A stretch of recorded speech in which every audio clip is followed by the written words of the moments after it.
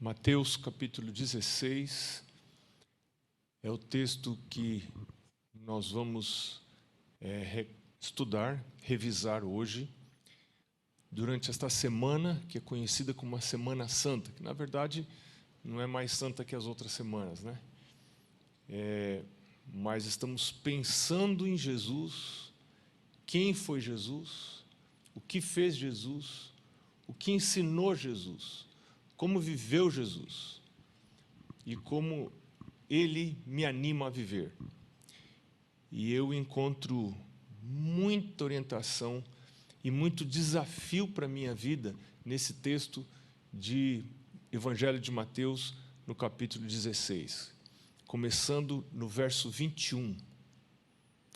Jesus diz assim, a Bíblia diz assim: desde esse tempo começou Jesus Cristo a mostrar a seus discípulos que lhe era necessário seguir para Jerusalém e sofrer muitas coisas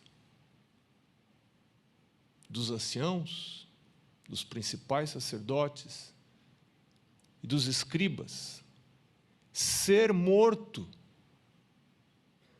e ressuscitado no terceiro dia. E Pedro, chamando-o à parte, começou a reprová-lo, dizendo: tem compaixão de ti, Senhor. Isso de modo algum te acontecerá. Mas Jesus, voltando-se, disse a Pedro: arreda, Satanás. Tu és para mim pedra de tropeço, porque não cogitas das coisas de Deus, e sim das dos homens. Sua cabeça não está lá em cima, sua cabeça está aqui embaixo. Você está seguindo Deus só para ganhar coisa boa, aqui nessa terra. Você não está pensando na vida eterna. Pedro, sua cabeça é uma cabeça carnal. Sua cabeça é uma cabeça materialista. O que é materialismo? É o foco da vida nas coisas tangíveis, não nas coisas intangíveis, nas coisas que podem ser tocadas. Esse materialismo, o que você valoriza? Valorizo o que eu posso pegar. Um carro, minha casa, um sofá, uma cortina, uma cozinha, roupa, né? Então, isso é materialismo. Esses são meus maiores valores, até o meu próprio corpo. Tudo isso é materialismo. São os valores maiores que eu tenho na vida. Quando eu vejo estas coisas ameaçadas, então, para mim, é o máximo sofrimento, porque essas coisas estão ameaçadas. Jesus falou para Pedro: Pedro, sua cabeça está nas coisas materiais, está nas coisas aqui de baixo. Arreda, Satanás. Quem está por trás desse tipo de cabeça é Satanás, não é Jesus. E aí Jesus falou para Pedro, falou para Pedro, mas falou para Satanás, porque quem estava por trás disso era Satanás. Arreda, não quero isso para a minha vida. Então vamos voltar aqui no verso 21 e ver o que Jesus falou mesmo, né? Mateus aqui diz que Jesus começou a mostrar a seus discípulos que lhe era necessário seguir para Jerusalém, sofrer muitas coisas, não poucas coisas, muitas coisas, sofrer. Então, às vezes, né, estou falando com alguém, alguma coisa, e falo que eu vou morrer, porque eu vou morrer, você sabia, né? Sabia que eu vou morrer? E você vai morrer também. Pastor, pastor, não fala isso. Mas que é isso? Como não fala isso? Claro que eu vou morrer. Você vai morrer também. E a gente não gosta de falar dessas coisas, né? E porque a gente não gosta, eu li um livro muito interessante dizendo que porque a gente não fala sobre a morte, a gente sofre mais com a morte nossa e dos outros. E a gente fica achando que sempre que a gente fica doente, a gente vai ser curado, né? Jesus vai me curar, e se não me curou é porque eu não tenho fé. Não vou morrer. Você vai ficar vivo para sempre? 100, 200, 300, 400 anos vivo? Não, eu creio em Jesus, né? Então eu não vou morrer, não é? Eu vou ter uma doença, mas vou sempre ser curado, vai tudo dar certo para mim. Quando você aceita Jesus, não tem mais problema no trabalho, não tem mais problema no casamento, está tudo resolvido na sua vida. Claro que não é assim. Claro que não é assim. E Jesus estava dizendo para os seus discípulos, olha, o plano de Deus para mim é sofrimento. Vem a coroa de espinhos antes da coroa de glória. Tem gente sempre querendo trocar. Eu quero primeiro a coroa de glória. Tem gente que assim que começa a trabalhar, já compra carro novo, já não tem um centavo na poupança. Mas carro novo, tudo bonito. Tem gente que fala assim, não, eu vou começar a vida com a coroa de espinhos. Carro velhinho, dinheiro na poupança, comprar um apartamento, pagar ali com o suor do rosto, né? Porque um dia eu vou me aposentar, eu tenho que ter um lugar onde morar. Outros falam assim, não, eu vou andar de carro novo, depois a gente vê como é que faz. Ah, é? Sempre querendo a coroa de glória antes da coroa de espinhos. Mas na vida cristã, a coroa de espinhos vem sempre antes da coroa de glória. Jesus falou assim, o plano de Deus para mim é sofrer muitas coisas. Qual é o plano de Deus para você? Se o plano de Deus para Jesus foi sofrer muitas coisas, eu sou melhor que Jesus. Não, eu não vou sofrer nada, vai dar tudo certo na minha vida, tudo arrumadinho, né? Tudo conveniente, tudo de acordo com o que eu gosto, com as minhas inclinações. Sofrer muitas coisas dos anciãos, gente sendo maltratado, abuso. Hoje a gente vive numa sociedade que tem arrepios quando se fala de abuso. Eu já sofri abuso porque falei essas coisas sobre abuso, né? E alguém escreveu lá para a Associação Geral, dizendo que eu estava defendendo o abuso. O pastor da Associação Geral defendendo o abuso. Foi uma coisa, enfim. Jesus foi abusado. Como você reage diante de abusos inevitáveis? E sabe por que Jesus foi abusado? Ele escolheu vir aqui. Ele sabia que seria abusado. E ele sofreu tipos de abuso, no livro Desejado de Todas as Nações. Há indícios de que ele sofreu tipos de abusos que nem são mencionados aí. Coisas que a gente não sonha que ele sofreu quando ele esteve aqui. Jesus disse, eu sei que eu vou sofrer, mas é plano de Deus que eu vá para Jerusalém e que eu sofra nas mãos dos anciãos. Né? E se esse é o plano de Deus para a minha vida? Se esse é o plano de Deus para a sua vida? Pastor, será que eu tenho que ficar a vida inteira sofrendo isso, esse tipo de coisa? Você pergunta para Jesus. Pergunta para Jesus. Qual é o plano dele para a sua vida? E ser morto. Por que ele foi morto? O cristianismo tem uma coisa muito interessante. Outros erram, você que paga. Jesus. Por que Jesus morreu? Porque outros erraram, você não, ele paga. E ele pagou. Outros erraram, ele pagou. Às vezes você está morando numa casa com alguém que é uma pessoa completamente descontrolada financeiramente. Não sabe como usar cartão de crédito. Não sabe como usar dinheiro. Vai gastando dinheiro, e você trabalha duro, e você vai para casa, e quando você vê, essa pessoa já fez despesa no seu cartão, e apesar de você ser uma pessoa cuidadosa no dinheiro, essa pessoa está acabando com a sua casa porque não tem controle financeiro.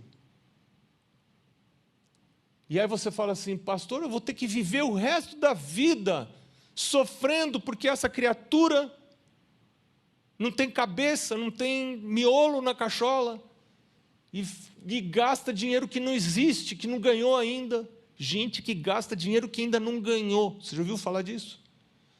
A criatura não ganhou dinheiro, mas aí eu vou ganhar, e aí ela gasta. Aí não ganha, e aí como é que se chama isso? Dívida. Entrou em dívida. E a família está sofrendo. Eu vou ter que viver sofrendo pelo erro de outras pessoas. Outras pessoas erram e eu tenho que ficar sofrendo por causa do erro de outras pessoas. Hoje, na sociedade que a gente vive, ninguém quer sofrer pelo erro dos outros. E se Jesus está chamando você para sofrer pelo erro de outros? Foi para isso que Jesus desceu aqui, para sofrer pelo erro de outros.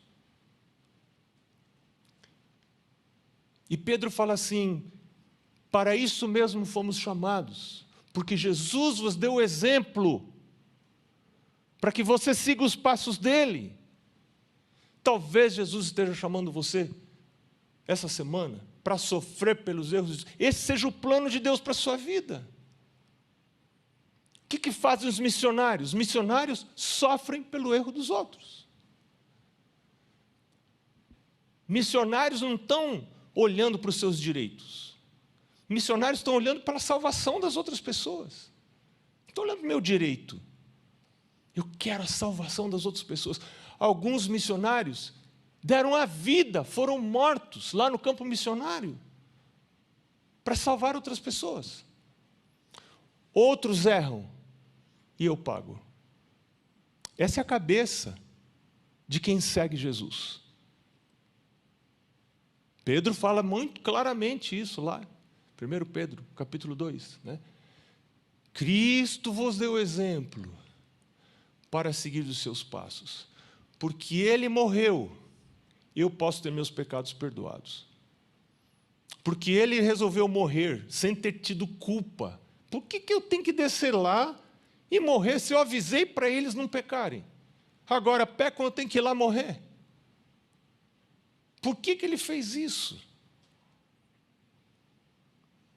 Pedro disse: Senhor, tem compaixão de ti. Isso é autocomiseração. Nossa, mãe, pena de mim mesmo. Né?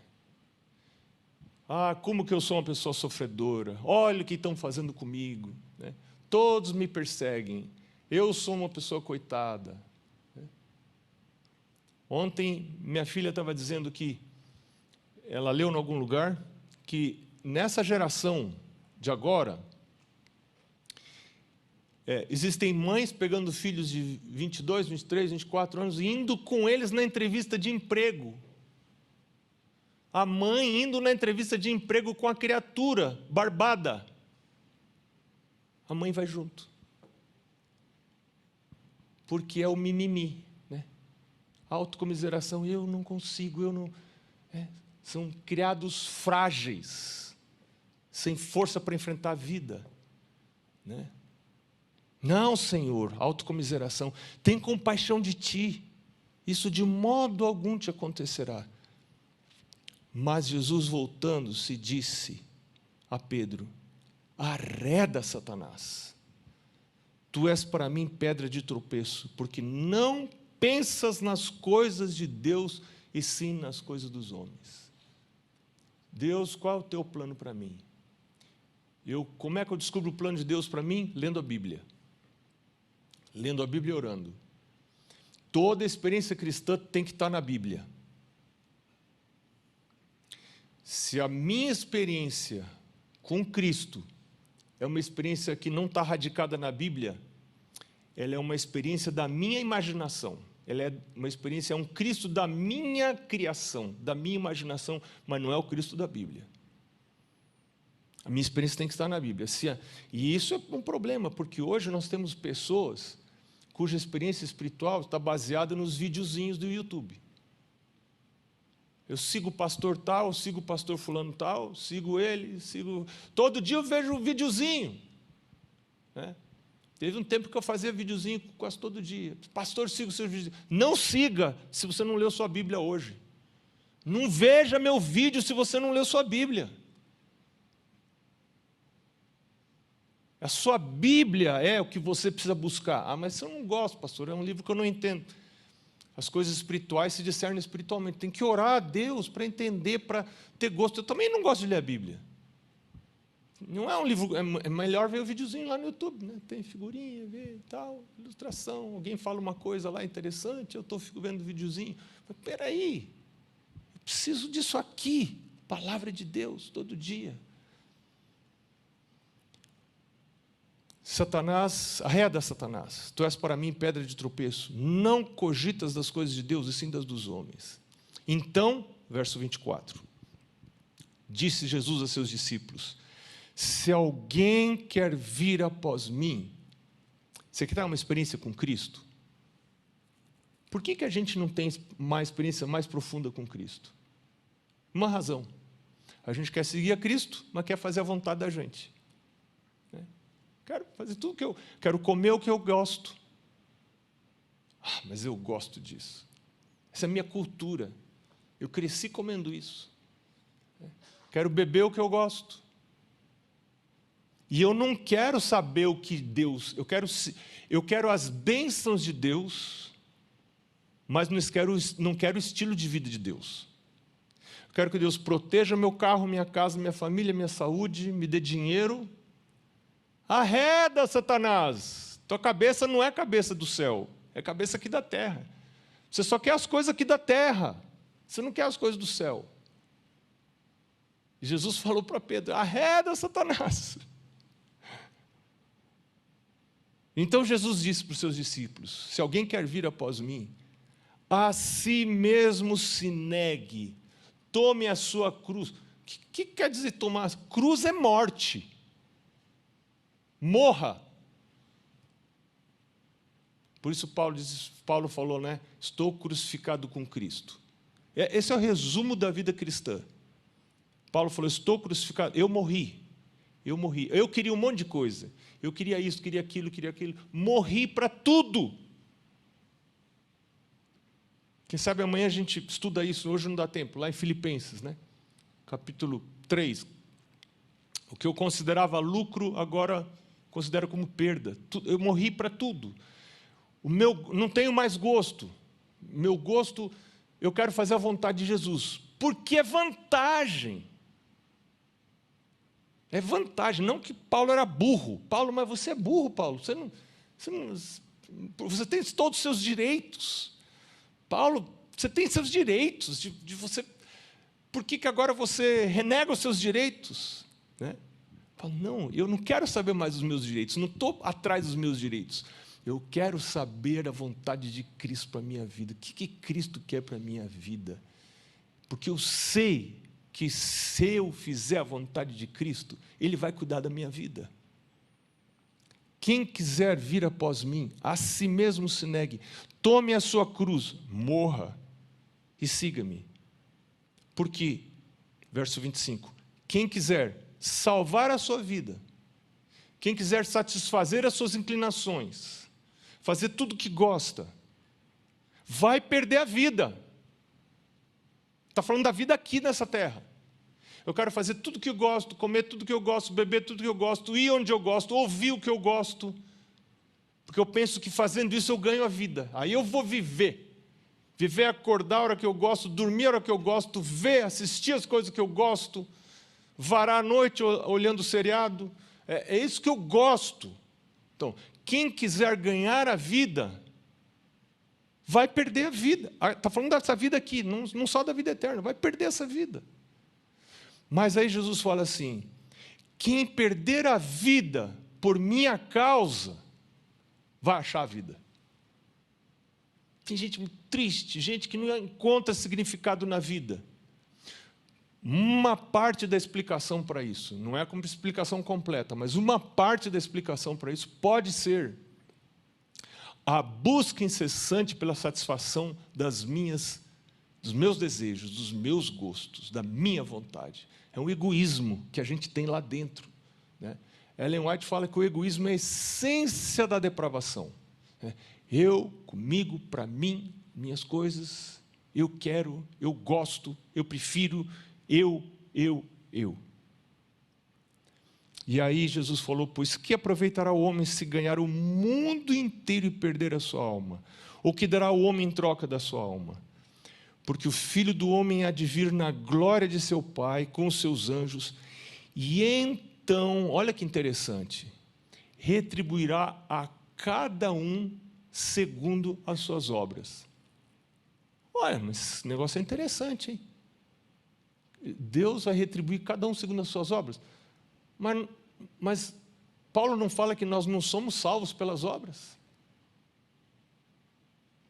Nós somos salvos pela fé. Não é de obras para que ninguém se glorie. Como é que agora Jesus está falando que Ele vai retribuir a cada um segundo as suas obras? Nem todas as boas obras provêm de fé, mas toda a fé verdadeira vai produzir boas obras. Lembra disso? Nem toda boa obra vem de fé. Às vezes vem de eu querer me exibir, faço coisas boas para que outros vejam. Dou oferta segurando dinheiro, para que todo mundo veja que eu estou dando oferta. A oferta é uma boa obra, mas essa obra não é de fé, porque eu estou querendo ser visto. Faço oração bastante comprida para as pessoas acharem que eu sou bem cristão. Oração é uma coisa boa, mas a motivação não está legal para a sua oração. Etc, etc, várias coisas. Ajudo os pobres, mas para ter moral, para as pessoas acharem que eu sou uma pessoa legal, boa, uma boa pessoa. Então, nem toda boa obra provém de fé, mas toda a fé verdadeira vai produzir boas obras. Paulo fala isso lá no livro de Efésios, Efésios capítulo 2, versos 8 a 10. Vamos rapidinho, que a gente ainda tem tempo de ler. Efésios capítulo 2, versos 8 a 10. Paulo fala assim: porque pela graça sois salvos, mediante a fé.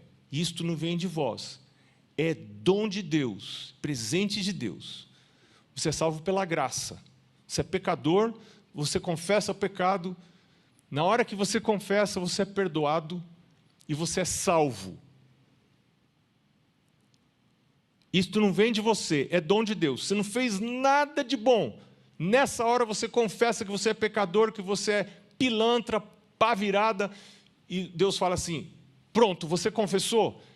Essa é a condição para eu considerar você justo. E Deus considera você justo naquele momento. Você é justificado. Não é de obras, verso 9, para que ninguém se glorie. Não é de obras, eu fiz isso, eu guardo o sábado, eu não adultero, eu não roubo, eu não faço isso, não é de obras, para que ninguém se glorie. A salvação é pela fé, que se Jesus morreu por mim, ainda que eu sou pecador, Ele me perdoa, me purifica, me justifica. Horrível que eu sou por dentro, as pessoas não sabem, mas eu sei que eu sou horrível por dentro. E eu estou tentando disfarçar que eu sou horrível por dentro, mas eu sei que eu sou horrível. É essa pessoa que Jesus quer salvar. Jesus fala assim: eu não vim buscar justos, eu vim buscar pecadores. Pior condição que a sua, se esse é o seu caso, é a da pessoa que acha que é linda por dentro. Essa pessoa tem pouca esperança de salvação. Pouca esperança de salvação. Porque Jesus falou assim: eu não vim buscar justos, eu vim buscar pecadores. Então, quando você se acha pecador, você pensa: gente do céu, mas que coisa horrível que eu sou. Essa é a condição para você ser salvo. Essa é a condição para você ir a Jesus. Agora, quando você vem a Jesus, falando: olha que coisa linda que eu sou, tenho 20 anos de batismo, guardo o sábado, vegetariano, dizimista. Jesus fala assim: minha nossa, coitado,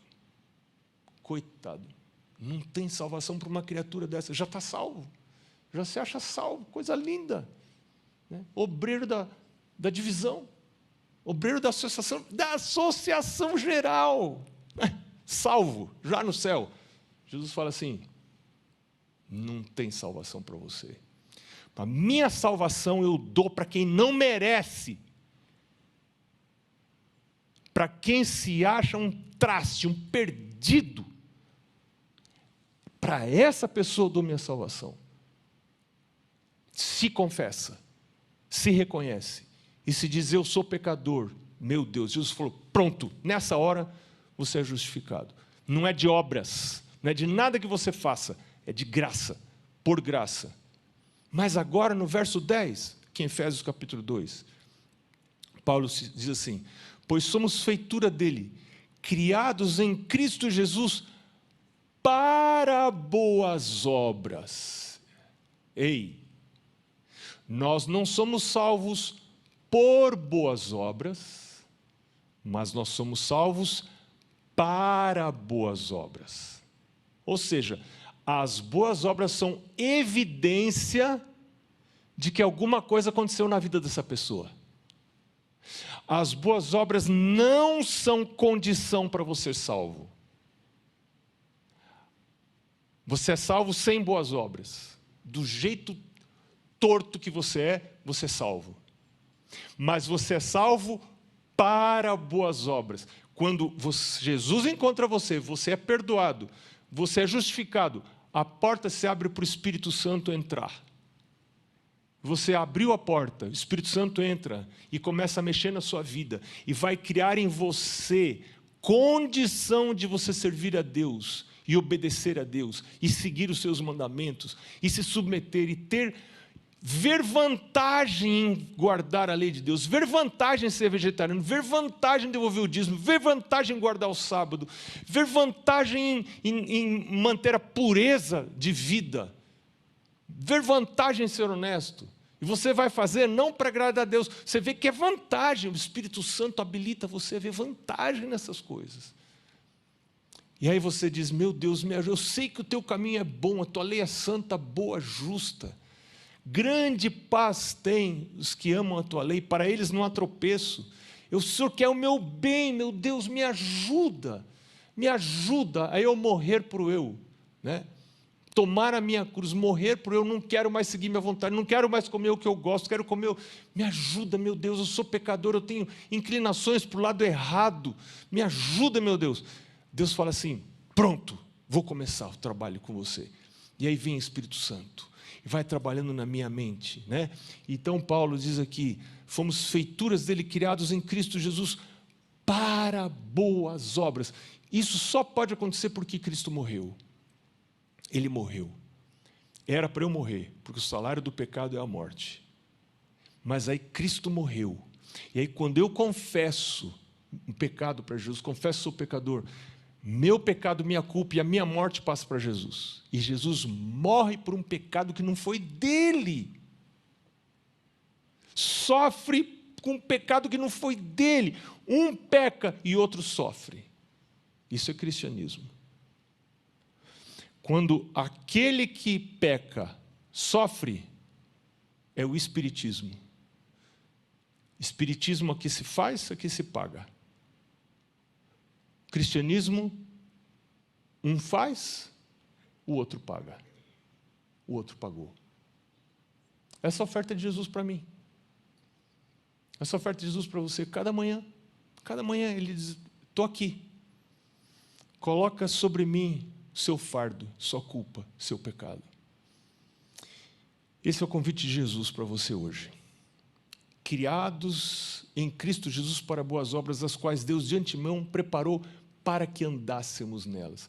Deus preparou você para andar nos caminhos dele, caminhos de santidade, caminhos de pureza. Você não é, eu também não. O fato de ser obreiro, ser pastor, ser obreiro na igreja, trabalhar na igreja, isso não me ajuda em muita coisa. Eu preciso desse milagre cada manhã, para Jesus purificar as entradas da alma, as saídas da alma, e para que eu possa andar nos caminhos dele. Vamos orar?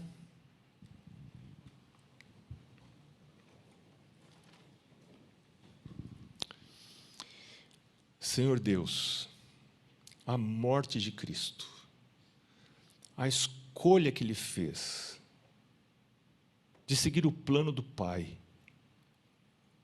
que incluía muito sofrimento, incluía abuso, incluía tanta coisa, incluía receber primeiro a coroa de espinhos, para depois receber a coroa de glória. O que Ele fez, morrendo, abriu o caminho para que a gente possa viver, para que a gente possa ser libertado dos próprios impulsos, que, em última instância, são impulsos suicidas. Todos os nossos impulsos naturais, a maioria deles, talvez não todos, mas a maioria deles, são impulsos suicidas. Porque é na natureza do pecado se autoeliminar. Mas nós queremos vida.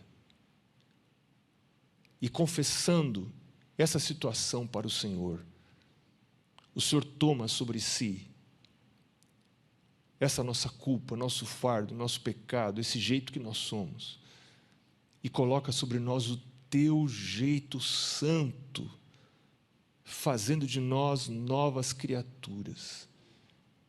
Senhor, nos ajuda. Queremos nos colocar diante do Senhor hoje para receber essa graça. Em nome de Jesus, amém.